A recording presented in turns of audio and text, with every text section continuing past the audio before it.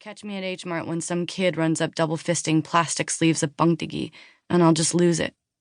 Those little rice cake frisbees were my childhood, a happier time when Mom was there, and we'd crunch away on the styrofoam-like discs after school, splitting them like packing peanuts that dissolved like sugar on our tongues.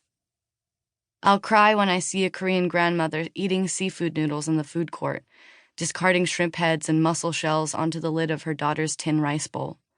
Her gray hair frizzy, cheekbones protruding like the tops of two peaches, tattooed eyebrows rusting as the ink fades out.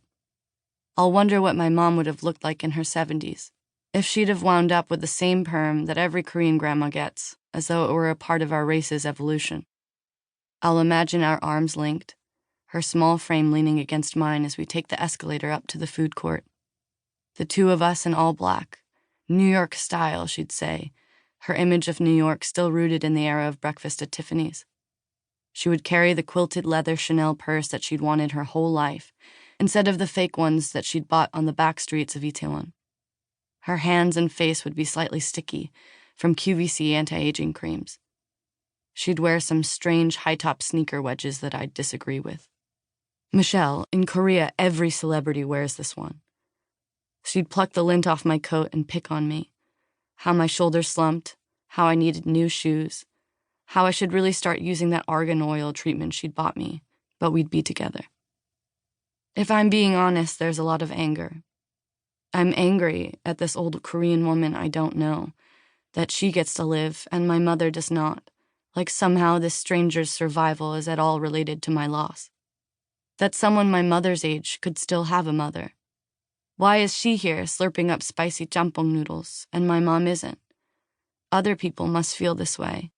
Life is unfair, and sometimes it helps to irrationally blame someone for it.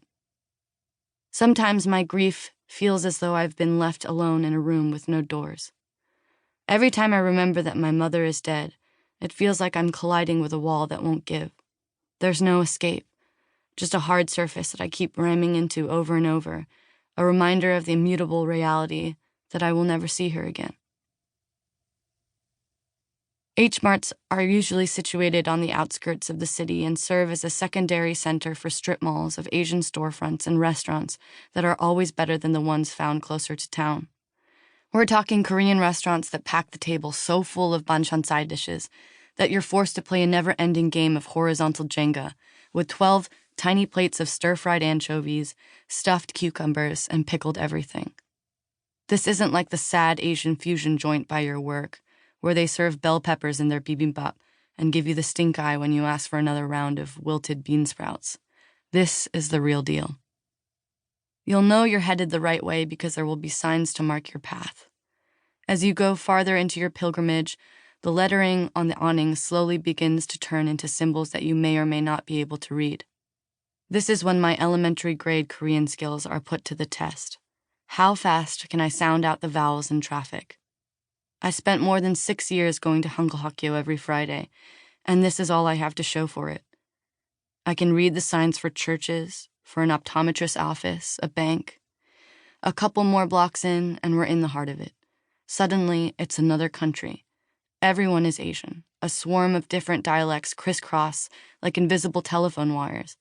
The only English words are hot pot and liquors, and they're all buried beneath an assortment of glyphs and graphemes, with an anime tiger or a hot dog dancing next to them.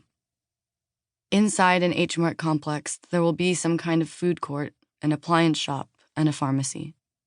Usually, there's a beauty counter where you can buy Korean makeup and skincare products with snail mucin or caviar oil, or a face mask that vaguely boasts placenta. Whose placenta? Who knows?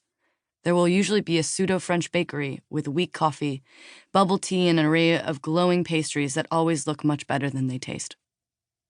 My local H-Mart these days is in Elkins Park, a town northeast of Philadelphia. My routine is to drive in for lunch on the weekends, stock up on groceries for the week, and cook something for dinner with whatever fresh bounty inspires me. The H-Mart in Elkins Park has 2 stories. The grocery is on the first floor, and the food court is above it. Upstairs, there is an array of stalls serving different kinds of food.